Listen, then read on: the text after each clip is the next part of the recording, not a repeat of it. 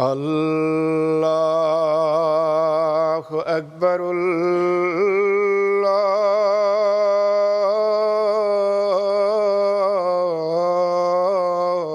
الله أكبر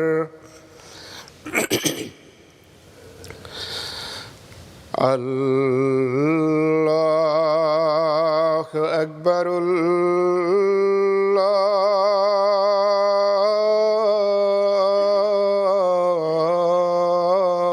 الله أكبر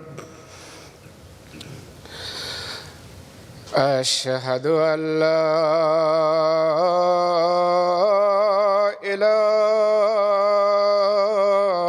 إله إلا الله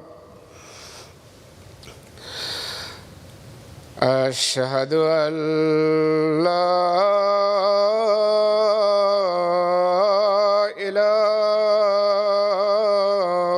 إله إلا الله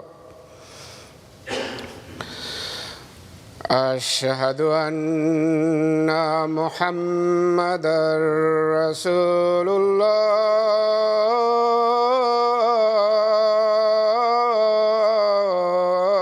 الله أشهد أن محمدًا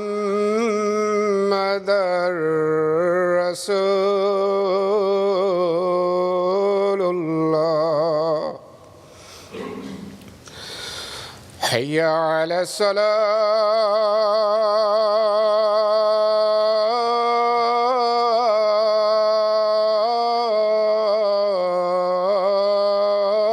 الصلاة حي على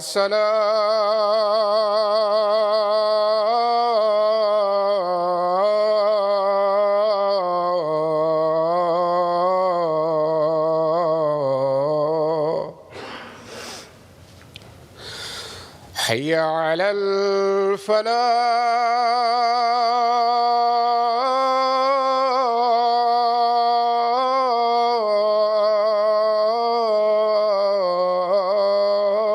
الفلاح حي على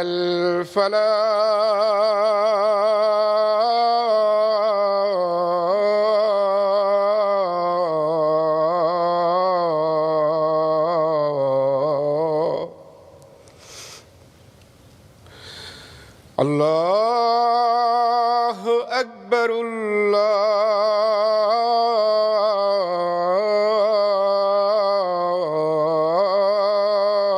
الله أكبر لا إله إلا الله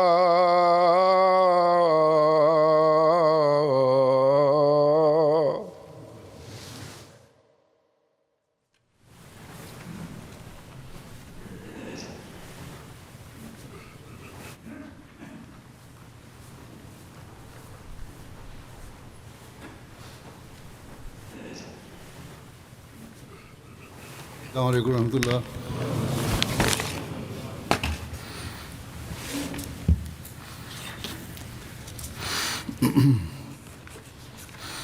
أشهد أن لا إله إلا الله وحده لا شريك له وأشهد أن محمدًا عبده ورسوله أما بعد فأعوذ بالله من الشيطان الرجيم بسم الله الرحمن الرحيم الحمد لله رب العالمين الرحمن الرحيم مالك يوم الدين إياك نعبد وإياك نستعين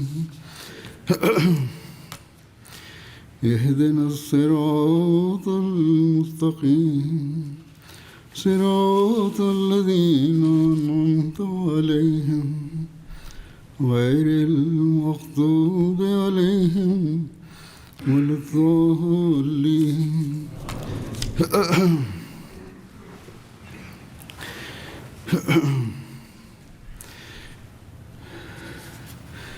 जंग हुनैन में হুনায়নের যুদ্ধে दो जो दुश्मन की শত্রুদের तीरंदाजी की वजह से তীরন্দাজদের কারণে मुसलमान लश्कर में মুসলিম भगदड़ मची थी। সেনাবাহিনীতে যে ভীতি ও বিশৃঙ্খলা उसकी সৃষ্টি तफसील হয়েছিল बयान करते हुए সেই বিস্তারিত বিবরণ দিতে গিয়ে हज़रत मुस्लिम माऊद হযরত মুসলিহ মাউদ রাদিয়াল্লাহু তাআলা আনহু सूरह आयत সূরা सूरह नूर की आयत নূরের 64 64 নম্বর আয়াতের की तफसीर में भी तफसीर वाक़या बयान फरमाया है। করতে গিয়ে এই ঘটনাটি কিস বর্ণনা করেছেন যে नबी की নবীর इताअत करनी আনুগত্য কিভাবে করতে হয়। चाहिए। आयत ये है আয়াতটি হলো कि ला तजलू दुआ रसूल बैनकुम का दुआए बाज़कुम बाज़ा कद यालमुल्लाहुल्लज़ीना यतसल्ललूना मिनकुम लिवाज़ा फलयहज़रिल्लज़ीना युखालिफूना अन अम्रिही अन तुसीबहुम फितनतुम व युसीबहुम अज़ाबुन अलीम।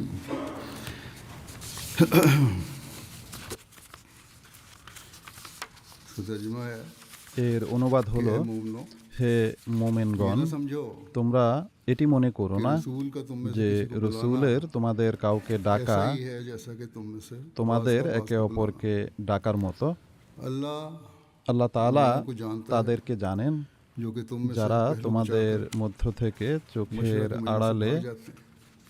बस चाहिए পরামর্শ সভা থেকে जो পালিয়ে रसूल যায়। की অতএব मुखालफत करते हैं, যারা এই রাসূলের उससे डरें আদেশের বিরোধিতা করে कि তাদের उनको खुदा की উচিত तरफ से कोई आफत এই न ভয় पहुंचे। করা যে তাদের উপর আল্লাহর পক্ষ या থেকে কোনো उनको বিপদ না এসে दर्दनाक পড়ে अज़ाब न पहुंचे। অথবা তাদের উপর যন্ত্রণাদায়ক শাস্তি না আসে।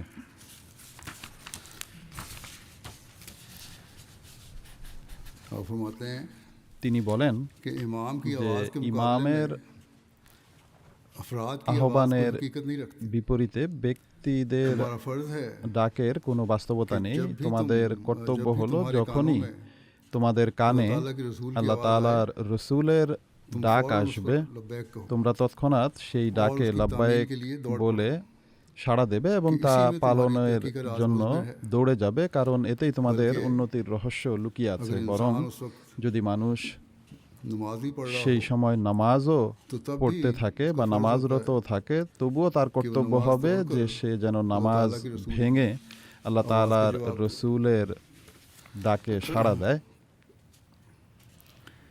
बहरहाल যাই नबी की হোক, आवाज़ पर फौरन নবীর लब्बैक कहना আওয়াজে তৎক্ষণাৎ एक ज़रूरी লাব্বায়েক अमर है। বলে সাড়া बल्कि দেওয়া ईमान একটি की অত্যাবশ্যকীয় इलामतों में से বিষয়, বরং एक ইমানের बड़ी इलामत। নিদর্শন সমূহের মধ্য থেকে একটি বড় নিদর্শন।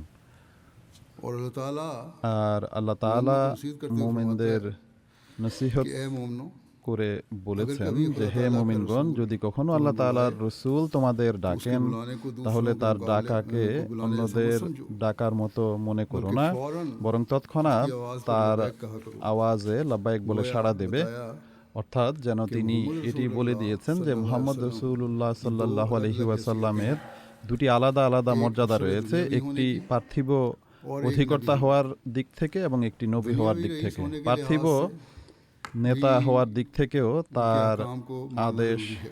সমূহ মানা मगर रईस আবশ্যক, से दीनी होने के কিন্তু लिहाज से ধর্মীয় तो उसकी आवाज़ নেতা पर लब्बैक হওয়ার कहना দিক থেকে তার और भी मुकद्दम ডাকে লাব্বাইক বলে সাড়া দেওয়া আরো বেশি গুরুত্বপূর্ণ। और यहाँ তিনি এখানে जंग हुनैन का হুনাইনের वाक़या যুদ্ধের बयान ঘটনা किया, বর্ণনা করেছেন। तफसीर में वज़ाहत करते हुए এর तारीख তফসিরে से पता ব্যাখ্যা लगता है করতে গিয়ে যে ইতিহাস कि থেকে जंग জানা हुनैन যায় के मौके पर যে হুনাইনের যুদ্ধের সময় जब मक्के के যখন अफराद, মক্কার काफिर लश्कर কাফেররা लश्कर इस्लाम में ये कहते हुए ইসলামী शामिल हो गए, সেনাবাহিনীতে जो এই मक्के বলে काफिर যোগদান করে, लश्कर इस्लाम में ये कहते हुए शामिल हो অর্থাৎ गए যে সকল মক্কার আজ কাফেররা হাম ইসলামী अपनी সেনাবাহিনীতে बहादुरी की এই जोहर কথা दिखाएंगे বলে যোগদান করে যে और আজ फिर আমরা बनु আমাদের सकीफ के বীরত্বের हमले की ताब न लाकर নিদর্শন দেখাবো।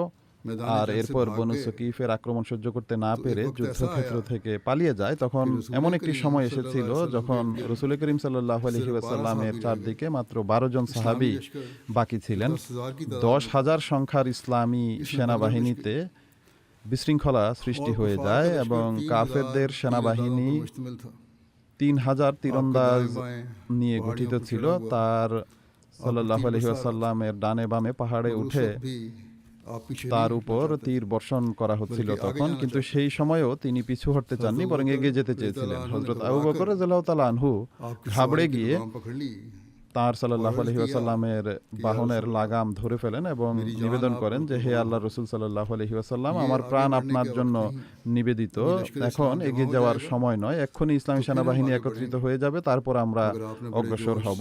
কিন্তু তিনি সাল্লাল্লাহু আলাইহি ওয়াসাল্লাম একান্ত প্রতাপের সাথে বলেন যে আমার বাহনের লাগাম ছেড়ে দাও, আর এরপর গোড়ালি দিয়ে আঘাত করে তিনি সামনে এগিয়ে যেতে থাকেন এবং বলেন যে আনান নবী ও লা কাযিব আনা ইবনু আব্দুল মুত্তালিব, অর্থাৎ আমি হলাম প্রতিশ্রুত নবী যার হেফাজত বা সুরক্ষার চিরন্তন প্রতিশ্রুতি রয়েছে, আমি মিথ্যাবাদী নই। অতএব তোমরা 3,000 তীরন্দাজ হও বা 30,000, আমি তোমাদের কোনো পরোয়া করি না।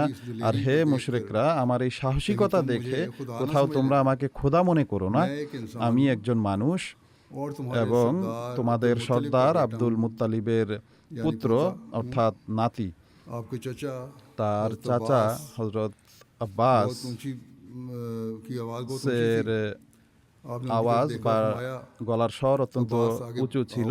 তিনি তার দিকে তাকিয়ে বলেন, আব্বাস এগিয়ে এসো এবং ডাক দাও এবং উচ্চ স্বরে ডাক দিয়ে বলো যে হে সূরা বাকারার সাহাবীগণ, অর্থাৎ যারা সূরা বাকারা মুখস্থ করেছে, হে হুদাইবিয়ার দিন গাছের নিচে বয়াতকারীগণ, আল্লাহর রাসূল তোমাদের ডাকছেন।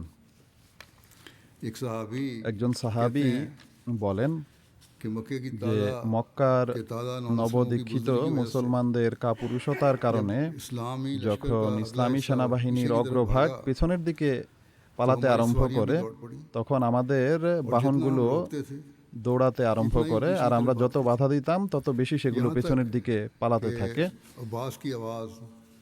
এমন সময় আব্বাসের ডাক যুদ্ধক্ষেত্রে প্রতিধ্বনিত হতে থাকে যে হে সূরা বাকারার সাহাবীগণ। বিশেষভাবে সূরা বাকারার নাম নিয়ে এজন্য ডাকা হয়েছিল কেননা মদিনায় অবতীর্ণ এটি ছিল প্রথম সূরা এবং এই সূরা এই আয়াতগুলো রয়েছে যে অল্প লোক অধিক লোকের উপর আল্লাহর আদেশে বিজয়ী হয় এবং এতে অঙ্গীকার ও প্রতিশ্রুতি পূরণ করার শিক্ষা দেয়া হয়েছে। হে হুদাইবিয়ার দিন গাছের নিচে বয়াতকারীগণ, আল্লাহর রাসূল তোমাদের ডাকছেন।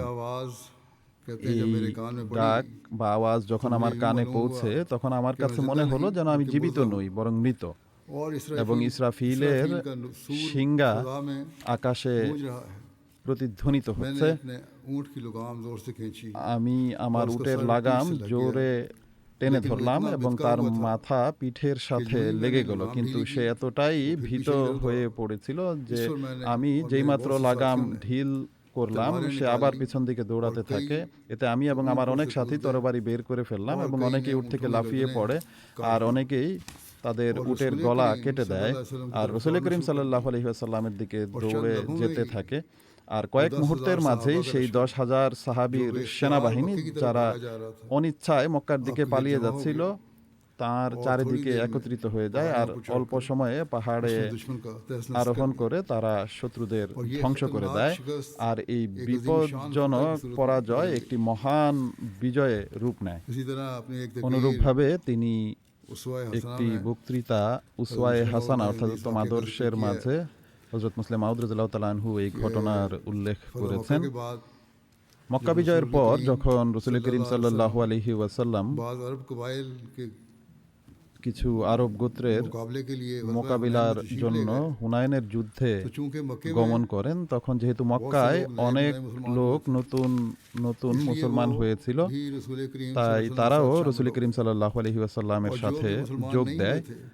আর যারা তখনও মুসলমান হয়নি তারাও শুধুমাত্র शान और कौमी जोश की প্রদর্শনী वजह से এবং জাতীয় मुसलमानों के लश्कर के साथ উৎসাহের কারণে মুসলমানদের সেনাবাহিনীর সাথে যোগ দিয়েছিল এবং তারা তাদের সংখ্যাধিক্য ও শক্তি নিয়ে অহংকার করা শুরু করে। তারা বলতে থাকে যে আজ আমাদের সংখ্যা অত্যধিক, আজ আমাদের কেউ পরাজিত করতে পারবে না। আল্লাহ তাআলা তাদের এই অহংকারের শাস্তি দেওয়ার জন্য এমন कि जब मुसलमानों का लश्कर ব্যবস্থা করেন যে মুসলমানদের সেনাবাহিনী যখন कमीनगाह में এগিয়ে যায় তখন শত্রুরা গোপন बड़े बड़े माहिर तीरंदाज আড্ডায় লুকিয়ে যায় এবং তাদের বড় বড় দক্ষ তীরন্দাজরা কিছু ডান পাশে লুকিয়ে বসে যায় আর কিছু বাম পাশে লুকিয়ে পড়ে। যখন সেনাবাহিনী সেই স্থান দিয়ে অতিক্রম করে যার ডানে বামে হাজার হাজার তীরন্দাজ লুকিয়েছিল, তখন তারা হঠাৎ ইসলামী সেনাবাহিনীর উপর তীরের বর্ষণ শুরু করে দেয়। এটি দেখে সেই হাদিস আল আহাদ অর্থাৎ নবীন ও নতুন মুসলমানরা যাদের মধ্যে তখনও দুর্বলতা ছিল এবং মক্কার সেই কাফেররা যারা শুধুমাত্র জাতীয় উৎসাহের কারণে মুসলমানদের সাথে যোগ দিয়েছিল, তারা অসংযতভাবে যুদ্ধক্ষেত্র থেকে পালিয়ে যেতে থাকে। এমন অবস্থায় যখন কিনা সামনের লোকেরা পালাতে আরম্ভ করে তখন আবশ্যিকভাবে পেছনের লোকদের ঘোড়াগুলো ভয় পেয়ে যায় এবং তারাও পালাতে থাকে। সুতরাং এই যুদ্ধেও তাই হয়। যখন সেই হাদিসুল আহাদ মুসলমান অর্থাৎ নব মুসলমান ও কাফেররা তীরের বর্ষণ সহ্য করতে না পেরে পালিয়ে যায়, তখন সাহাবীদের ঘোড়া ও উটগুলো পালাতে আরম্ভ করে और तमाम আর इस्लामी পুরো ইসলামী সেনাবাহিনী ছত্রভঙ্গ হয়ে যায়। ये मुसीबत यहाँ तक बढ़ी এই বিপদ এমন পর্যায়ে পৌঁছে যায় যে রাসূল করিম সাল্লাল্লাহু আলাইহি ওয়াসাল্লামের চারদিকে মাত্র 12 জন লোক থেকে যায়, বাকি সবাই যুদ্ধক্ষেত্র থেকে পালিয়ে যায়। এটা দেখে হযরত আব্বাস রাসূল করিম সাল্লাল্লাহু আলাইহি ওয়াসাল্লামের ঘোড়ার লাগাম ধরে ফেলেন এবং নিবেদন করেন যে এখন অবস্থান করার সময় নয়, ঘোড়ার লাগাম ফিরান এবং ফিরে চলুন যাতে ইসলামী সেনাবাহিনীকে পুনরায় একত্রিত করে আক্রমণ করা যায়। কিন্তু আল্লাহর রাসূল সাল্লাল্লাহু আলাইহি ওয়াসাল্লাম বলেন, खुदा के नबी मैदान আল্লাহর নবীরা যুদ্ধক্ষেত্র থেকে পিঠ ফেরান না। এই বলে তিনি ঘোড়ার লাগাম তুলে নেন এবং তাতে গোড়ালি দিয়ে আঘাত করে সেটিকে আরো এগিয়ে নিয়ে যান এবং বলেন যে আনান নবিয়্যু লা কাযিব আনা ইবনু আব্দুল মুত্তালিব, অর্থাৎ আমি আল্লাহর নবী, আমি মিথ্যাবাদী নই। আর আমি যে আজ এই তীরন্দাজদের और 4000 तीर ভয় করিনি এবং 4000 তীরন্দাজদের দ্বারা आगे ही बढ़ता चला जा रहा हूँ। বেষ্টিত হওয়া সত্ত্বেও সামনে এগিয়ে যাচ্ছি। এই দৃশ্য দেখে তোমরা কোথাও এটি মনে করো না যে আমি খোদা বা আমার মাঝেও খোদার গুণাবলী রয়েছে। মনে রেখো আমি খোদা নই, मैं तो वही अब्दुल मुत्तलिब আমি তো সেই আব্দুল মুত্তালিবেরই পুত্র। কিন্তু এই লোকেরা খোদানুমা অর্থাৎ খোদা সদৃশ অস্তিত্ব হয়ে থাকেন, অর্থাৎ যারা নবী রাসূল ও আল্লাহর ওলিগণ হয়ে থাকেন তারা খোদা সদৃশ অস্তিত্ব হয়ে থাকেন, খোদাকে প্রদর্শনকারী সত্তা হয়ে থাকেন। যখন এই অবস্থা সৃষ্টি হয় এবং শত্রুরা আনন্দিত হয় যে তারা মুসলমানদের পরাজিত করেছে, তখন মহানবী সাল্লাল্লাহু আলাইহি ওয়াসাল্লাম হযরত আব্বাসকে সম্বোধন করে বলেন যে আব্বাস, আওয়াজ দাও যে হে আনসার, আল্লাহর রাসূল তোমাদের ডাকছেন। যখন হযরত আব্বাস উচ্চস্বরে রাসূলুল্লাহ সাল্লাল্লাহু আলাইহি ওয়াসাল্লামের এই কথা পুনরাবৃত্তি করেন যে হে আনসারগণ, আল্লাহর রাসূল তোমাদের ডাকছেন, তখন এক আনসারীর বর্ণনা অনুযায়ী অবস্থা এই ছিল যে আমাদের ঘোড়া ও উটগুলো আমাদের নিয়ন্ত্রণের বাইরে চলে যাচ্ছিল এবং মনে হচ্ছিল যেন মক্কা ও মদিনায় না পৌঁছে এগুলো থামবে না। মক্কার হাজার হাজার লোকদের পালানোর কারণে তারা এতটা ভয় পেয়ে গিয়েছিল যে কিছুতেই ফিরে আসতে চাইছিল না। আমরা আমাদের বাহনের লাগাম টানছিলাম এবং এত জোর দিচ্ছিলাম যে তাদের মুখ তাদের পেছনের দিকে এসে লাগছিল, কিন্তু ফিরে আসার পরিবর্তে সেগুলো পেছনের দিকেই পালাচ্ছিল। আমাদের এই অবস্থা ছিল যে আমাদের কানে হযরত আব্বাসের এই ডাক প্রতিধ্বনিত হতে থাকে যে হে আনসারগণ, আল্লাহর রাসূল তোমাদের ডাকছেন। তিনি বলেন, এই আওয়াজ শোনার সাথে সাথে আমাদের অবস্থা এটি হয় যে আমাদের মনে হয়নি যে কোনো মানুষ আমাদের ডাকছে, বরং আমাদের এমন মনে হচ্ছিল যেন কিয়ামতের দিন এসে গেছে এবং মৃত আত্মাদের জীবিত করার জন্য ইসরাফিলের শিঙ্গায় ফুৎকার দেয়া হচ্ছে। সে সময় আমাদের দুনিয়া ও তার সবকিছুর কোনো হোশ ছিল না, আর শুধু একটি আওয়াজই আমাদের কানে প্রতিধ্বনিত হচ্ছিল, আর সেটা ছিল আব্বাসের আওয়াজ।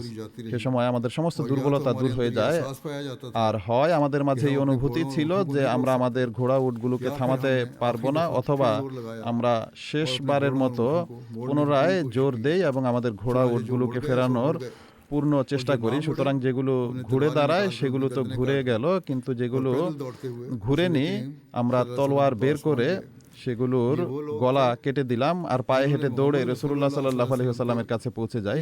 এরাই ছিল সেসব লোক যারা মুহাম্মদ রাসূলুল্লাহ সাল্লাল্লাহু আলাইহি ওয়াসাল্লামের সেই ঈমান থেকে উপকৃত হয়েছিল। সুতরাং যেভাবে মুহাম্মদ রাসূলুল্লাহ সাল্লাল্লাহু আলাইহি ওয়াসাল্লামের এই মর্যাদা ছিল যে যত বড় বিপদই হোক না কেন আল্লাহ তাআলা তার চোখের আড়াল হতেন না, সেই মর্যাদা নিজ নিজ মর্যাদা অনুযায়ী সাহাবীদের মধ্যেও সৃষ্টি হয়ে গিয়েছিল। তার সেই তরবিয়ত বা প্রশিক্ষণের প্রভাবে মহানবী সাল্লাল্লাহু আলাইহি ওয়াসাল্লামের সাথে কারা কারা অবিচল ছিল। হাদিসে বর্ণিত হয়েছে যে হযরত ইবনে মাসউদ থেকে বর্ণিত হয়েছে যে আমি হুনাইনের যুদ্ধের দিন রাসূলুল্লাহ সাল্লাল্লাহু আলাইহি ওয়াসাল্লামের সাথে ছিলাম। মুসলমানরা পালিয়ে গিয়েছিল এবং তার কাছে মুহাজির ও আনসারদের মধ্য থেকে শুধু 80 জন লোক রয়ে গিয়েছিল। আমরা অবিচল থাকি এবং পিঠ ফিরিয়ে পালাইনি। আর এরাই ছিল সেসব লোক যাদের উপর আল্লাহ তাআলা প্রশান্তি অবতীর্ণ করেছিলেন। মহানবী সাল্লাল্লাহু আলাইহি ওয়াসাল্লাম তার খচ্চরের উপর উপস্থিত ছিলেন। একটি পদক্ষেপও তিনি পেছনে সরেননি। তার খচ্চর নিচু হলে তিনি জিন থেকে নিচের দিকে ঝুঁকেন। আমি বললাম, হে আল্লাহ রাসূল সাল্লাল্লাহু আলাইহি ওয়াসাল্লাম, আপনি উপরে উঠুন, আল্লাহ তাআলা আপনাকে উঁচু করুন। তিনি সাল্লাল্লাহু আলাইহি ওয়াসাল্লাম বলেন, আমাকে এক মুষ্টি মাটি দাও। তখন আমি তাকে সাল্লাল্লাহু আলাইহি ওয়াসাল্লামকে এক মুষ্টি মাটি দিয়ে দেই। তিনি সাল্লাল্লাহু আলাইহি ওয়াসাল্লাম আমার কাছ থেকে সেই মাটি নিয়ে শত্রুদের মুখের দিকে ছুঁড়ে মারেন। তখন তাদের চোখ মাটিতে ভরে যায়। এরপর তিনি বলেন, মুহাজির ও আনসাররা কোথায়?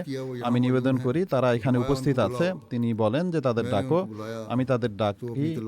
তখন তারা তাদের তরবারি তাদের ডান হাতে নিয়ে এগিয়ে আসে এবং মুশরিকরা পিঠ দেখিয়ে পালিয়ে যায়। এক বর্ণনায় বর্ণিত হয়েছে যে যখন লোকেরা পালিয়ে যায়, অর্থাৎ মুসলমানদের সেনাবাহিনীতে বিশৃঙ্খলা সৃষ্টি হয়ে যায়, তখন তার সাল্লাল্লাহু আলাইহি ওয়াসাল্লামের কাছে প্রায় 100 ব্যক্তি বাকি থাকে। সে সময় তিনি এই দোয়া করেছিলেন যে আল্লাহুম্মা লাকাল হামদু ওয়া ইলাইকাল মুশতাকা ওয়া আনতাল মুস্তাআন, অর্থাৎ হে আল্লাহ, সমস্ত প্রশংসা তোমার জন্য, তোমার কাছেই আমরা অভিযোগ করি এবং সাহায্যের জন্য আমরা তোমাকেই ডাকি। তখন জিবরাইল বলেন যে আপনার উপর সেই বাক্যগুলোই অবতীর্ণ হয়েছে যা হযরত মূসাকে সমুদ্র বিদীর্ণ হওয়ার দিন শেখানো হয়েছিল। হযরত হারিস বিন নোমান থেকে বর্ণিত হয়েছে যে মানুষ যখন উল্টো পায়ে ফিরে যেতে থাকে তখন আমার অনুমান হয় যে তার সাথে শুধু 100 ব্যক্তি রয়ে গেছে। হযরত আনাস হতে বর্ণিত হয়েছে যে সেই দিন অর্থাৎ হুনাইনের যুদ্ধের দিন তার সাথে হযরত আবু বকর, উমর, উসমান এবং আলী রিজওয়ানুল্লাহ আলাইহিম আজমাইন ছিলেন। প্রত্যেকে 10টির বেশি আঘাত করেছিলেন। হযরত ইবনে মাসউদও তাদের অন্তর্ভুক্ত ছিলেন এবং আনসারদের মধ্য থেকে হযরত আবু দুজানা, হারসা বিন নোমান, সাদ বিন উবাদা, আবু বশির, উসাইদ বিন হুজাইর এবং মক্কাবাসীদের মধ্য থেকে শাইবা বিন উসমান অবিচল ছিলেন। মহিলাদের মধ্য থেকে হযরত উম্মে সুলাইম বিনতে মিলহান, উম্মে উমারা, নুসাইবা বিনতে কাব, উম্মে হারিস, উম্মে সুলাইম বিনতে উবাইদ, তারাও যুদ্ধের ময়দানে ছিলেন। মহিলা সাহাবীদের অবিচলতার ব্যাপারে বর্ণিত হয়েছে যে আব্দুল্লাহ ইবনে আবি বকর বর্ণনা করেছেন যে মহানবী সাল্লাল্লাহু আলাইহি ওয়াসাল্লাম হযরত উম্মে সুলাইম বিনতে মিলহানকে দেখেন। তিনি তার স্বামী আবু তালহার সাথে ছিলেন এবং তিনি গর্ভবতী ছিলেন। তার ভয় ছিল যে উট তাকে নিচে না ফেলে দেয়, সুতরাং তিনি তার হাত উটের লাগামের ভেতর দিয়ে ঢুকিয়ে উটের মাথা নিজের কাছে করে রেখেছিলেন। মহানবী সাল্লাল্লাহু আলাইহি ওয়াসাল্লাম বলেন, উম্মে সুলাইম? তিনি বলেন, জি হে আল্লাহ রাসূল সাল্লাল্লাহু আলাইহি ওয়াসাল্লাম, আমার পিতামাতা আপনার জন্য উৎসর্গিত। তার কাছে একটি খঞ্জর বা ছুরি ছিল সেই মহিলার কাছে। তখন হযরত আবু তালহা বলেন যে হে আল্লাহ রাসূল সাল্লাল্লাহু আলাইহি ওয়াসাল্লাম, এ হলো উম্মে সুলাইম, তার কাছে ছুরি আছে। মহানবী সাল্লাল্লাহু আলাইহি ওয়াসাল্লাম তাকে জিজ্ঞেস করেন যে এই ছুরি কেন? তখন তিনি উত্তরে বলেন, উম্মে সুলাইম